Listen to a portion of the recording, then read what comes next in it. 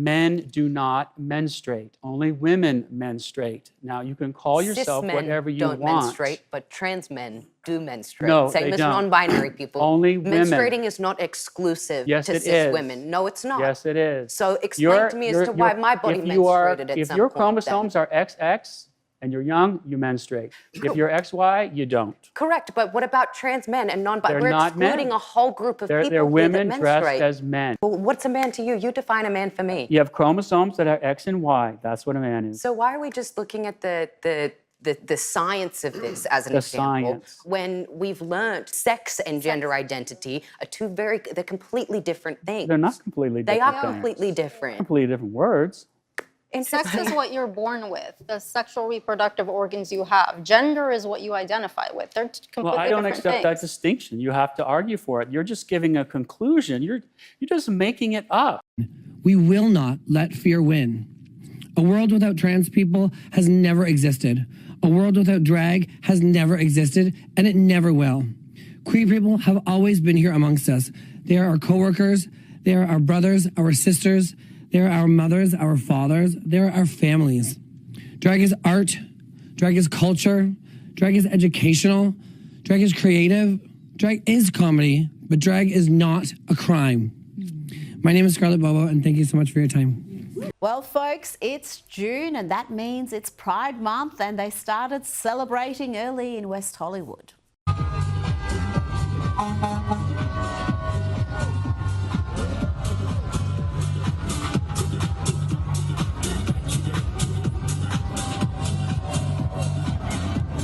Not sure that's suitable for young kids in the audience there. Your view that even bans like in Missouri, which bans abortion even in the case of rape or incest, that you support that.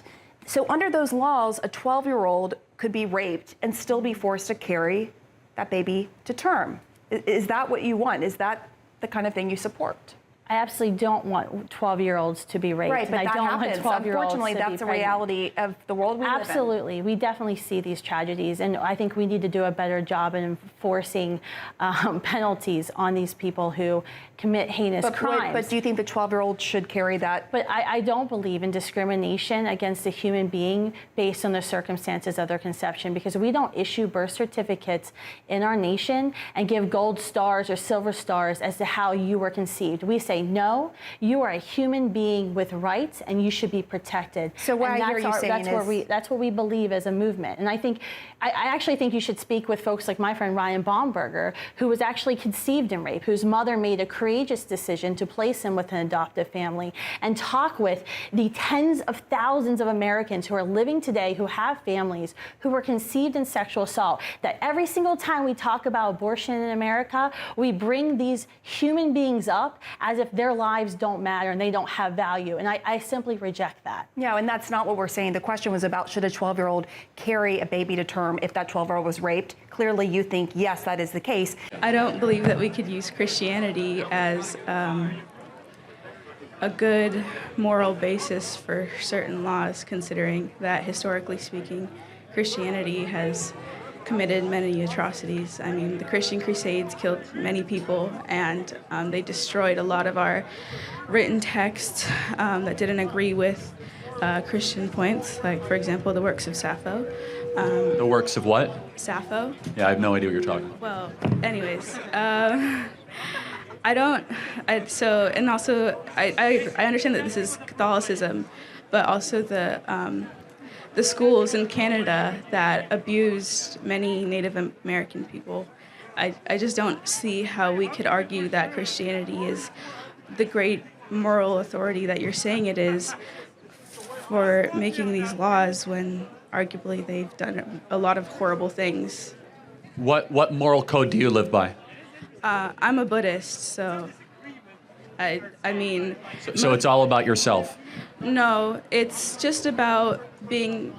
Well, I guess you could say that. But I know, yeah, I know Buddhism. So let's play it out. What is the top accomplishment of a Buddhist? I guess just to be a good person and... No, to reach nirvana, you know that. Well, yes, but not everyone can reach nirvana. I know, but you want to try to ascend, right? And so it's all about yourself, all inward looking.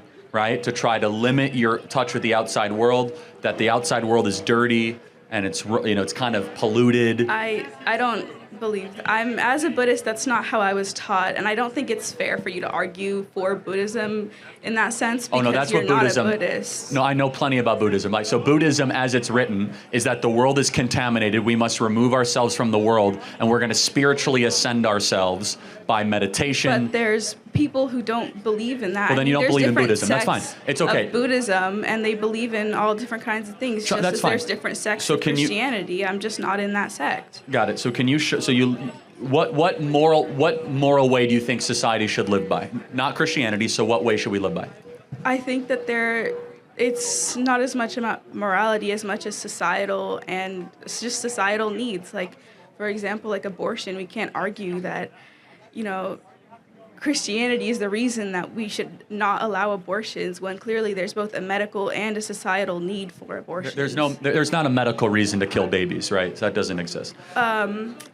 Okay, well, but- I have one example for that. My mother had vasoprevia, and they had offered her an abortion because birthing the baby would not only kill her, and, like, if she went into labor, because the placenta had split into many little veins and covered her birth canal, if she ever went into labor, and my little brother at the time, if he had pushed on the birth canal to exit her, she would have died. Both her and her son would have died. Did your brother survive or no?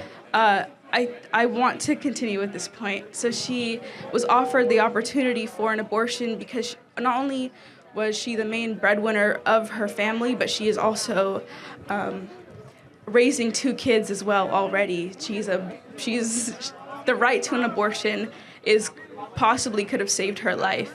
She did end up surviving, but not.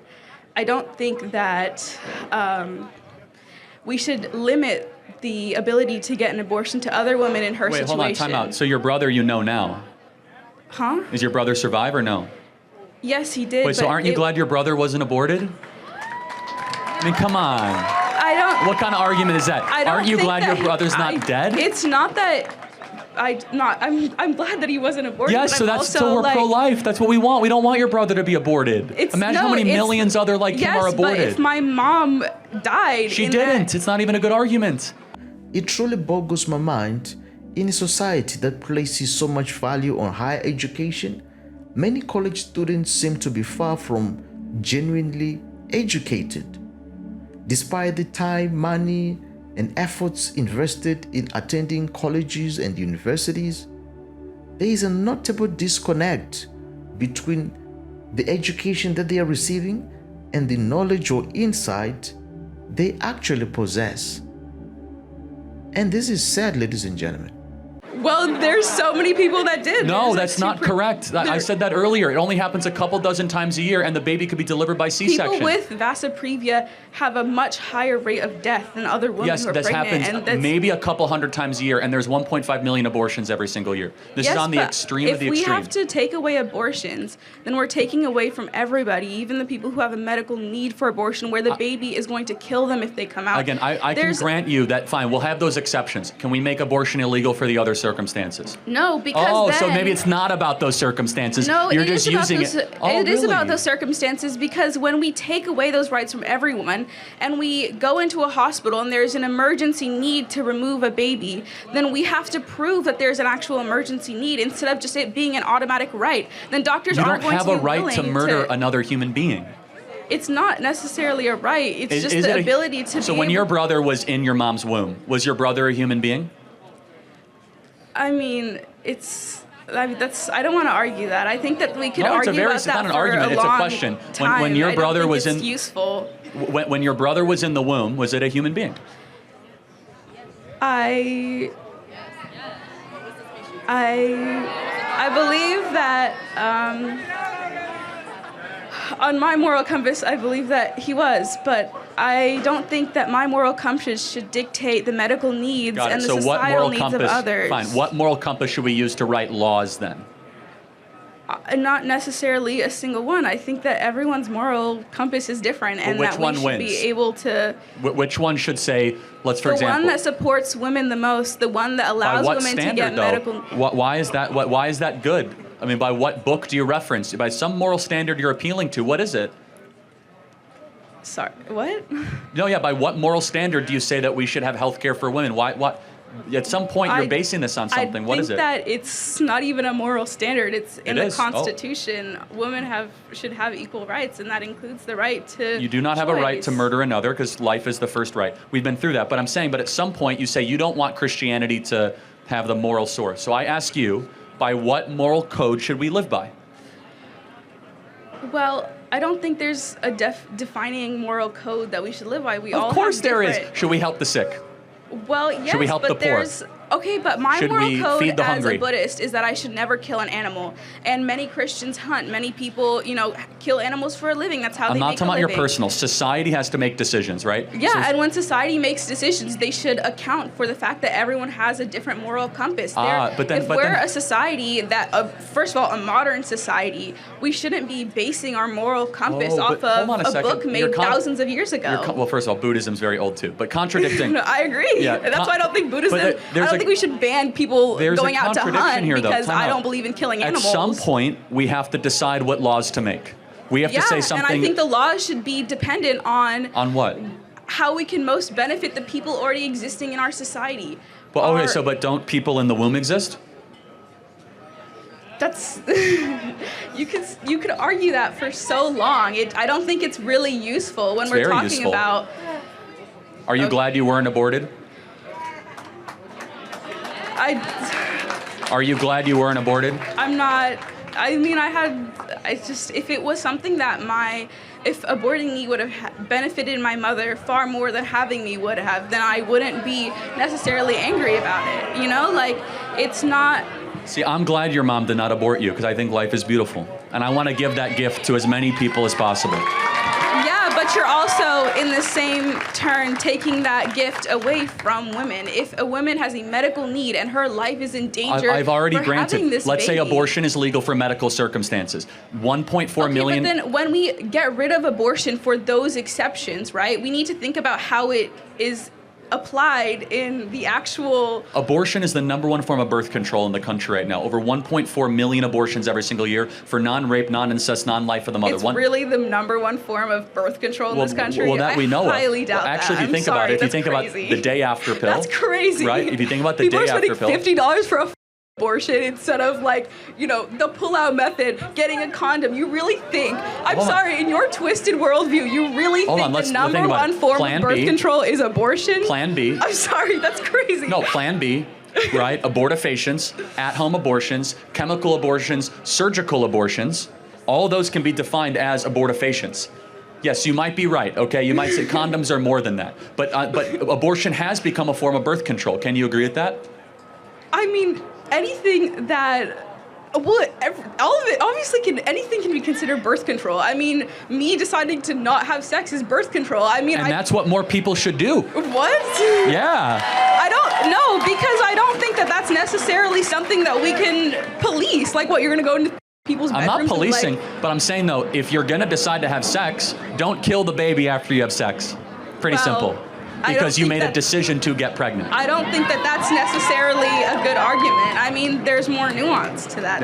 There's no nuance to it. A human life exists. I can't murder someone in the crowd. Why? Because murder is wrong. You can't murder someone in a womb. Why? Because murder is wrong. It's alarming how many young people today are heavily influenced by media outlets. It's very shocking, ladies and gentlemen. Social media platforms and ideologies that often promote a one-sided narrative. How sad is that? Rather than encouraging independent thought, these sources frequently present a narrow, filtered version of reality. And ultimately, many kids are observing these messages without questioning their accuracy or even motives. How sad. The world may reject truth, but we must remain steadfast in our commitment to it. Telling the truth is not an act of hatred. No, but it's an act of courage and faith. Yes, ladies and gentlemen, we must speak truth in love, not to harm, but to bring understanding and healing and light to the darkness. even in the face of opposition. We can trust that God is with us and He will give us the strength to stand firm, ladies and gentlemen. Amen. By publicly acknowledging and living out our faith, we show the world that we are committed to something greater than personal success or self-interest. Yes, we demonstrate that our lives are guided by values that transcend worldly concerns. This acknowledgement, ladies and gentlemen, also brings us into alignment with the Creator's purpose for our lives, which is love, to serve, to uplift others, salvation for humanity. The teachings of Jesus emphasize the importance of living a life of humility, kindness, and selflessness. You see, qualities that build strong, compassionate society. In a godless society, this dynamic is even more evident. People spiritually disconnected from the truth of God can become blinded by their emotions and worldly perspectives. The absence of a strong moral foundation rooted in faith leads to a hardening of the heart. And without guidance of God's wisdom, ladies and gentlemen, and understanding, individuals may become increasingly resistant to the truth, unable to see beyond their emotions and biases, and their hearts will grow hardened when it is not softened by the transformative power of God's love, God's word. You see? And this will lead to spiritual blindness. Literally. Ladies and gentlemen, in a society, individuals may become more consumed by their own feelings, whether anger, fear, or evil desires, rather than seeking clarity and wisdom that only logic and truth can provide. To sum up, the preaching of the gospel of Jesus Christ is an immensely positive and impactful act. It brings about personal transformation, spreads love, justice, hope, and truth. It aligns with God's commands, ladies and gentlemen. It offers eternal meaning, fills those who hear it with deep joy. Ultimately, it's the most precious gift humanity can receive, creating lasting change in both individuals and communities, reflecting God's heart and His purpose for the world, ladies and gentlemen. So, if you enjoyed this video, be sure to click on the next one. Don't forget to like, to comment, and to subscribe. I'll see you again next time. Bye bye for now.